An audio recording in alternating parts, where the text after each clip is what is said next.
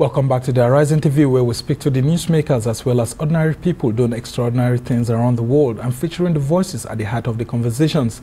I'm Somna Sambo. And now to women in politics. Olatorera Majekodunmi-Oniru is an aspirant of the All Progressives Congress who says she's ready to offer an effective representation to the people of Ogun Central senatorial district in 2023. She's one who is confident in winning the senatorial election. Now, two-time Governor of the state, Ibikunle Amosun, is the current lawmaker representing the senatorial district at the National Assembly.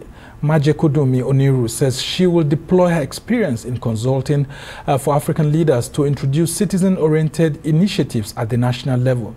She hopes to foster a united and inclusive form of governance where the voices, needs and challenges of citizens are at the center of every decision emerging from the National Assembly. Now, the challenge at hand is daunting, and she says she's ready to take on the task in a political atmosphere where women are given enough recognition. Well, I'm glad to be joined by the woman herself, Olatorera Majekodunmi-Oniru, who is a candidate, an aspirant, so to say, for the Ogun Central senatorial district. So glad to have you join us on the show. Now, let's talk about women in politics in Nigeria. What's the novelty that you'll be offering to that senatorial district, considering that we haven't had any woman of recent time holding such a position in that district? Thank you so much, Mr. Sambo. Great to be here this evening. Women in politics, it's a very important topic. We've been pushing for more women to be representing their districts in politics across the nation. There was a significant win about 3 weeks ago whereby the law ruled that women should have at least 30% representation across board. And we really hope that this will be strengthened in every state, in every district, and across the nation. In Senate today, we have only 3% women. Youth is much less. Across the country, we're not maximizing the voices, the aspirations, the capabilities of our women and our youth. Women make up 50% of our population. Youths make up over 50%, about 55–60%. We must make sure that these two genres of our population are being maximized. Once we're able to generate and produce the policies that center around the needs of this percentage of our population, we will definitely begin to see a lot more development, and we will be more united and able to work in peace and unity for the progress of our country. And how have you been marketing yourself to the men in your district? I mean, because they also hold the A's, you know, most times because they've been long in politics and all of that. How have they been receiving your aspiration? Right, so you just said it, the men hold the A's. So I think the goal is to infuse more women and more youth, because the men are there. The men are leading industries. The men are our leaders today. Some of them have been there 20+ years, some 30+ years, and majority of them are men. So men are going nowhere. They will always be a key factor, key part of our population. Our men are extremely important to us. Our men are our current leaders.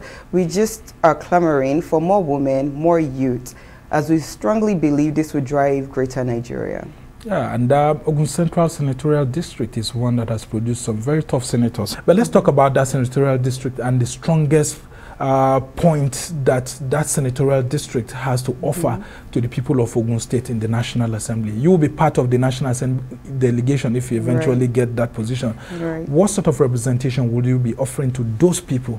Right. So the goal is to drive progress, drive development across every hemisphere of the district. We want every citizen to be playing a role in our country's development. And this starts with creating policies that will drive a united district, drive a united workforce, drive the progress of our citizens. One of our key focus areas is highest quality education.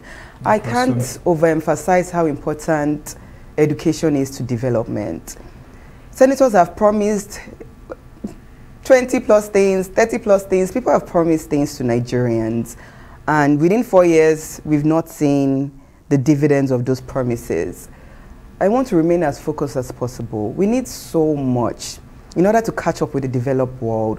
We need to catch up very strongly. And the starting point for us to have a reduction in poverty, for us to have higher standards of living, for us to have healthy food, healthy water, good roads, power supply, which is so critical. We must have an educated country. Our population must be educated. We must take it extremely seriously.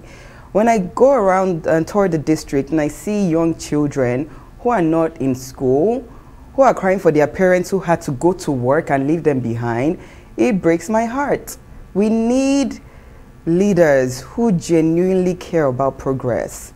You think those who are there are not doing so much right now? Because I mean, I wanted to refer to some of the senators that we have right now. At the moment, you have Bukola Amosun, who is currently holding this same position you want to go to, and then you have Lekon Mustafa, Tulu Odebi, both for Ogun East and Ogun West at the moment. Now, do you think that they've been able to deliver the sort of representation that they need? And also comparing the fact that they are not executive. I mean, these are not executive positions. These are positions that are just lawmaking based and all of that. And sometimes it's difficult for you to be able to get the resources you need to push to your senatorial district. So you'll be able to unite your fellow lawmakers. You'll be able to understand. It's important in any position to first of all understand the challenges of the district, and then you work with other leaders to promote what Nigeria needs to grow, to prosper, and to create an enabling environment for development. I believe the current senators are doing their very best. I believe in every Nigerian, from the leaders to the young children, to the mothers, to homemakers, every single Nigerian, the disabled. I believe we're not maximizing the strengths in every single Nigerian. So yes, they're there, they're doing their best, but we also want the very best for our country. In 2023, we must all play a key role in ensuring that we elect the very best people.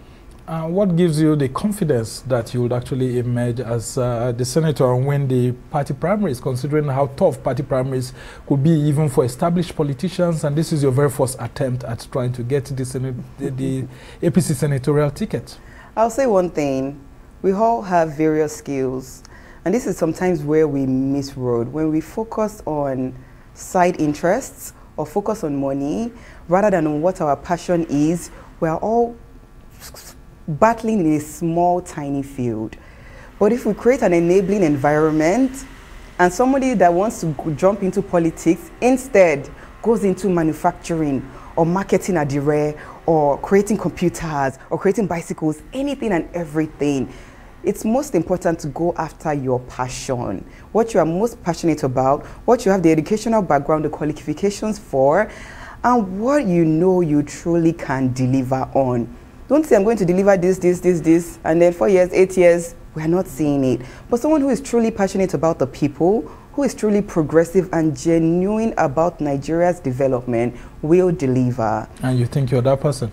I believe if the people evaluate for 2023 the way we really should, it won't matter if I'm just coming in or this is my first election, or if any candidate is new. They will look at who can truly get the job done, who has the educational background, the work experiences, who has done consulting across board, who understands politics, who has gone around the district and has looked into our challenges, who is extremely passionate about our progress, who has invested in different activities to drive entrepreneurship, who has invested in different activities to drive education, who has already created spreadsheets to mitigate the risks ahead of the journey, who is focused on greater Nigeria.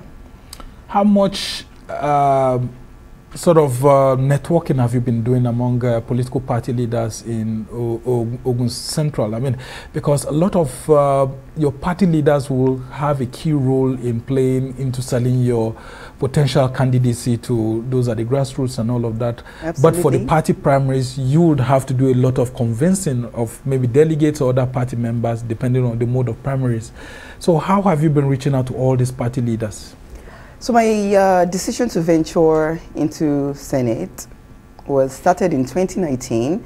I consulted with people in my network across Africa, people from different agencies, institutions, and this was, where I said, okay, I would be best suited to drive progress, considering the level of women, the quantity of women in Senate, quantity of youth in Senate is just too low for genuine progress. So this was where people advised that I target. Second part, since November last year, November 2021, I started engaging within the district, talking to all the party leaders, APC party leaders, local government leaders, you know, our traditional leaders. I have met with, I don't know who I've not yet met with, but I have met with a lot of people, I'm fully on ground. My people mean the world to me. Progress for Ogun Central is what I am focused on. And what will be your priority if indeed you win the Ogun Central senatorial district in the 2023 elections? My priority is policies that drive a united Nigeria, policies that drive greater Nigeria, starting with very strong focus on education, on utilizing agriculture as a tool for wealth building and for poverty alleviation. Also, power and infrastructural supply is also critical, very major. So it's just focused on making sure that we are progressive and we're thinking of Nigeria's best interest in everything we do. Now, you would have to work with several lawmakers to be able to achieve several things, I mean, including passage of bills that you may want to introduce and all of that. Tell us about the lawmaking process in Nigeria and how you think that there could be some, you know, new issues being introduced that could help, you know, make the people have more trust in the National Assembly, because Absolutely. a lot of people keep saying that their trust in the National Assembly is very low. So there's a trust deficit between the lawmakers and Nigerians who elect them there. APC is a very united party, and I'm very confident that in 2023 we will put out the best candidates. I think Nigerians have complained over the past several years that we want, you know, better representation. We just want to see dividends coming out of our democracy, and APC is taking into account this massive need, this massive cry from the citizens. We're here to serve Nigerians, and that's the first and foremost agenda. In terms of the lawmaking process, I would touch on the fact that our lawmakers passed the bill for women representation. That's a critical one. That's a very good one. It must be applauded. In the past, it had sat on sidelines, and it came at a very good time. And I have to also applaud our Governor Abiodun, for also signing the very next day after the bill was passed. He signed an executive order for 35% women representation in governance and politics across Ogun State. And this is not just in appointive positions, this is also in elective positions. So we must applaud leaders who truly are listening to what we Nigerians need and who will do what it takes to drive progress, drive greater Nigeria, because when we have greater Nigeria, we all thrive, we all succeed, we all do so well. There will be less regression, there will be less disunity, there will be so much more peace, there will be less insecurity. So greater Nigeria is for everybody. And so this is what everybody's focus is, and this is what our party APC's focus is. And I want everybody to know that, I know there's been clamor that, you know, APC is not pushing us the right direction, but we are fully focused on uniting the party, uniting the country for greatness, for progress, and for development. Yeah, and we've seen the, figures coming out of the National Executive Committee meeting where, presidential aspirants are to pay as much as 100 million and goes down to governors paying 50 million and all of that. Now, what's been your view about this? And the party says it's going to give women free forms and all of that. What's your view generally? Yes, the party did say women nomination forms are free, but declaration of interest forms are not free. Exactly, yeah. So that's not free. The party has been making several decisions over the past few weeks since the convention, and there are some analytics that goes into these decisions. There's a lot that we all may not see, but I know that the party is very focused on Greater Nigeria, making sure that we have the very best people elected in 2023. It's of the party's interest, it's of our country's interest.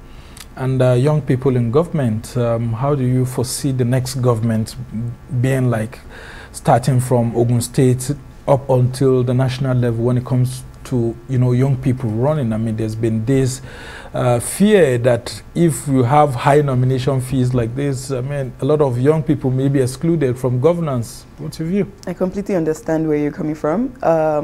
So it's not just young people in government, but we want the very best people in government. We do want to make it more affordable for women and young people to get into government. APC, this is a very strategic decision for APC, putting the prices that high, because they want to see more women and youth in politics. So women are getting nomination forms for free. Youths under 40 are getting 40% off. That's pretty significant. So they are saying, look, you know, we know that those who have been there for a while have amassed XYZ, and, you know, we want to make sure that the pricing scheme is a bit higher for them, and then reduce it for young people and for women. Very interesting indeed. And then let's talk about Ogun State and the sort of governor that the state needs. We know Governor Dapo Abiodun will be going for re-election for a second time and all of that. But looking at the contiguous nature of Ogun State and Lagos, how can we have a governor that makes the best use of that environment and the resources there to drive a better Ogun State? Our governor is doing quite well. Citizens are happy. I'm on ground in Ogun State. They speak so well of him. There's much less disunity than in previous years or previous terms. He worked so hard to unite the party. President Buhari visited the state in January and spoke so well of Governor Abiodun. We recently inaugurated mass transit buses with Wi-Fi's in the buses. Yeah, I mean, I saw those buses looking very good. But there's much more. So there's a cargo airport being built. The road from Ogun State to Lagos through Ekpe is, has been, developed. I think it's progress that we may not have seen before. There's so much more to be done. Nigeria deserves so much more, and I'm confident and hopeful that the next governor will put in all strengths to make sure that whatever Nigerians need, we're trying our best to fulfill, to deliver, and to develop. And what are the chances of the All Progressives Congress in Ogun State in all spheres of election as we, move towards 2023? Because, I mean, previously the PDP had been strong in the state and was even the ruling party at some point in time until we had other political parties, including one that was brought in by former Governor Osun before he eventually moved back and all of that. Let's talk about the chances of the APC compared to the PDP and all those other parties ahead of 2023. Right. Good question. Yeah. Ogun State is an APC state. For now. For now. Because you have all the 3 senators and all of that. Yes. But, I mean, the fight is there 3 to try to upstage all of you. The local government chairman. House of Reps and all of that. Exactly. It's an APC state. But not only because the incumbents are APC, but because the APC party is actually very united. We are actually very united. We work together and we push forward the candidates we truly believe in, who genuinely care about progress, genuinely care about the citizens, and want a better and greater Nigeria. Ogun State APC party is united today under the leadership of Governor Abiodun. And you have the Vice President coming from that state too. What will you say about his ambition and then 2023 politics in the midst of all of that? Yes, our dear Vice President has declared. Many other candidates have declared. Some more are pledging to declare within the next 1 2 weeks. I mean, including the Bola Tinubu, who's your next door neighbor. I mean, right? Yeah. So, how about the chances of the Southwest in producing Nigeria's next president? Right. So what I want to say is, so there's still so much analytics going on, even from my end. This is something that I see as extremely critical. put my ambition aside or put my desire for Greater Nigeria based on my senatorial run aside, I want nothing but the very best for Nigeria. And that starts with electing the very best leaders. If we have a leader that is for all of us, we would all succeed. We would all be able to achieve our dreams. We'll have that stable power, stable electricity that we need to thrive. Nigeria's needs, our citizens' needs will come first. We'll have a happy nation. So on that front, I continue to do analytics on a daily basis. We're watching who else is coming out. We're studying those who have already come out. We're advising, we're mobilizing, we're consulting, because 2023, I'm begging everybody, we need the best leader elected as president. We need the best leaders elected across all board, from the presidency all the way to local government leaders, if we want genuine progress and development. And I'm curious to know why no woman has declared for the presidency in the APC. I mean, aren't you women looking towards that way, or you just surrendered it to men? Well, as you know, Nigeria has been a man's world for a while.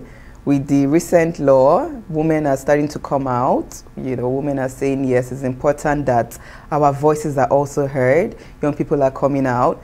So women in APC may not have come out 2023, but I'm very certain 2027, they will come out. Have you had anyone tell you that maybe you're too young to aspire to be a senator? Why don't you go for a local government chairman or House of Reps first, and all of that? No, and I don't think anyone should tell me that I'm too young for a senator. What does it take to become a senator? I have it all. What does it take to generate policies that will drive us forward? I know it. I have the network. I have the capabilities to research. I have the team. I have the support groups. So absolutely, I think age is a non-issue completely. And we need more young people. I can work from 8 a.m. till 8 a.m. the next day, or the next day, 48 hours, and I'm okay. I have all the energy in the world. I have the passion. I'm not after money. I'm after progress. I'm after development. I'm after Greater Nigeria. So how can age dampen or hamper that? Age has no role to play here. Okay. And when it comes to money politics, I mean, for example, if the APC adopts the delegate system, lots of delegates will expect you to want to reach out to them financially and all of that. How prepared are you? People will be afraid for you and say you may not have all the monies to be able to pursue all of that. How will you try to sell your your potential candidacy to some of these persons to see the need to believe in you and not just believe in money politics? I have over 18 years of work experience. I have worked really hard. I have saved really well. I continue to invest. I think I've been very financially smart. I studied business administration. I worked on Wall Street for several years. Worked at the Central Bank of Nigeria, telecommunications. So to this point, money hasn't been an issue for me. Money is not an issue for me. But my focus is on making sure the delegates understand that Greater Nigeria is achievable. And Greater Nigeria is achievable when we elect the very best leaders who are not focused on money. If certain people pay so much to get in, when they get there, I've heard before that they now start focusing on how am I going to make my money back. Right? So that's not the focus. The focus is, let's say, okay, this candidate has so much capabilities.